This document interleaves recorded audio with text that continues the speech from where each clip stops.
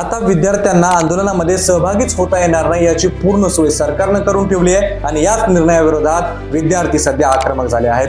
पुण्यापासून नागपूरपर्यंत आणि मंत्रालयापासून रस्त्यापर्यंत हे विद्यार्थी रस्त्यावर उतरलेत आणि आदिवासी विद्यार्थ्यांचे हे आंदोलन आता चांगलंच पेटले। गेल्या काही दिवसांपासून हे विद्यार्थी उपोषणाला बसले होते। याच्या पाठीमागं कारण आहे सरकारनं 5 ऑगस्ट रोजी काढलेला GR। या GR नुसार आदिवासी विद्यार्थ्यांना आदिवासी वसतिगृहामध्ये राहताना त्यांच्या वयाची मर्यादा ही 30 वर्ष करण्यात आली होती।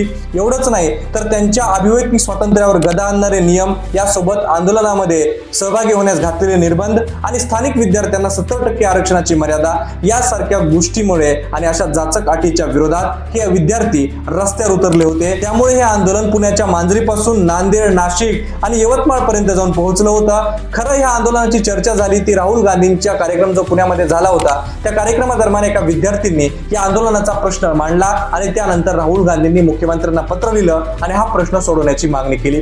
त्यानंतर आंदोलनातील काही विद्यार्थ्यांची प्रकृती खालावल्यानंतर सरकारवर दबाव वाढला आणि त्यानंतर मंत्रालयामध्ये 5 तास मॅरेथॉन बैठक झाली आणि या बैठकीनंतर वयाची जी मर्यादा घालण्यात आली होती ती मागे घेण्यात आली। जरी वयाची मर्यादा ही मागे घेण्यात आली असली तरी यामध्ये जी मेन मागणी होती की सेंट्रल किचन पद्धत रद्द करणे आणि 12,500 जी नोकर भरती करणं आणि यासोबत गडचिरोलीमधील ज्या सर्पदंशामुळे ज्या विद्यार्थिनींचा मृत्यू झाला होता त्यांच्या कुटुंबियांना 1 कोटीची मदत मिळवून देणं यासारख्या 40 मागण्या होत्या त्या अजूनपर्यंत मान्य झाल्या नाहीत। त्यामुळे हे विद्यार्थी आपल्या आंदोलनावर मात्र ठाम आहेत। पण तुम्हाला काय वाटतं कमेंट करून व्यक्त व्हा। अशाच माहितीपूर्ण व्हिडिओसाठी आपल्या पेजला फॉलो करा।